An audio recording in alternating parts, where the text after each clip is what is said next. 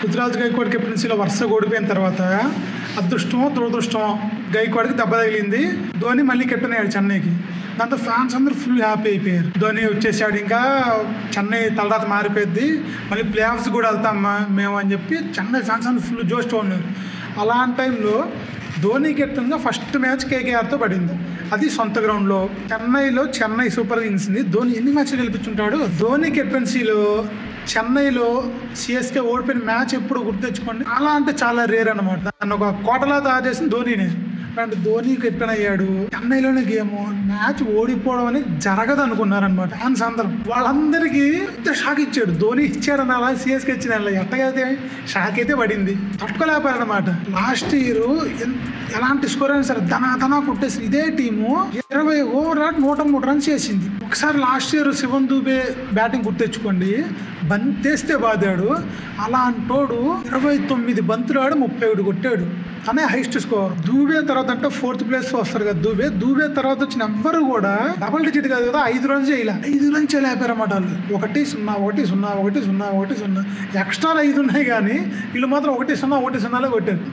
ఇంత దారుణమైన ఆటని చెన్నై నుంచి ఎవ్వరు ఊహించలేదు, ఆశించలేదు. చెన్నై ఆడదని ఎవడు అనుకోడు అట్లా. అంత దారుణంగా ఆడారు. ఇదే టైంలో మనం కేకేఆర్ బౌలింగ్ లో మెచ్చుకోవాలి. నరైన్, వరుణ్ చక్రవర్తి స్పిన్నర్లే, కాకపోతే నరైన్ అంత పెద్దగా స్పిన్ బౌలింగ్ అద్భుతంగా చేసి కొంచెం టైం అయిపోయింది. బ్యాటింగ్ బాగా చేశాడు లాస్ట్ ఇయర్ కూడా, బౌలింగ్ అంత అద్భుతంగా చేయలేదని చెప్పాలి. కానీ ఒక మంచి స్పిన్ పిచ్ ఇస్తే నాలో ఇంకా సత్తా ఉందని చూపించుకున్నాడు. ఒక మంచి స్పిన్ పిచ్ ఇస్తే నాలో ఇంకా బౌలింగ్ లో సత్తా ఉంది, బ్యాటింగే కాదు నిరూపించుకున్నాడు అనమాట సునీల్ నారాయణ. 3 వికెట్లు తీశాడు. ధోనిని కూడా తనే అవుట్ చేశాడు. ధోని మీద హోప్స్ ఉంటాయి కదా, తనను కూడా అవుట్ చేశాడు. ఇంకా బ్యాటింగ్ లో చెప్పేది లేదు, బంతేస్తే కొట్టడానికి నేను వచ్చింది మీరు కాదని చెప్పి బాధాడన్నమాట. చెన్నైని ఉతికారేసాడు బౌలింగ్ బ్యాటింగ్. ఒక విధంగా తన కూడా ఓడిచ్చాడు చెన్నైని. మిగతా వాళ్ళు తలవ చేశారు, వేద్దాం అనుకుంటే ఆ ఛాన్స్ కూడా ఇవ్వాలి కేకేఆర్లో ఎవరికి. నారాయణ బౌలింగ్లో 3 వికెట్లు ఇంపార్టెంట్ తీశాడు. బ్యాటింగ్లో 18 బంతుల్లోనే కొట్టేశాడు 43.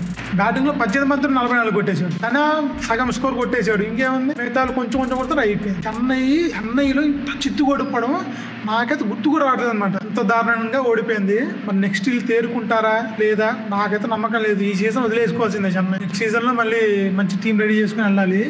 ఈ సీజన్ ఈ ఓటమి చూశాక చెన్నై ఫ్యాన్స్ అందరూ ఐపీఎల్కి ప్లేఆఫ్స్కి వెళ్తా అని హోప్స్ కూడా పెట్టుకోకూడదు అని నీళ్ళు వదిలేస్తే మంచిది. మీరు అంటున్నారు, కామెంట్ చేసి చెప్పండి. మళ్ళీ ఇంకో మంచి ముందుకు వస్తున్నప్పుడు బై బై.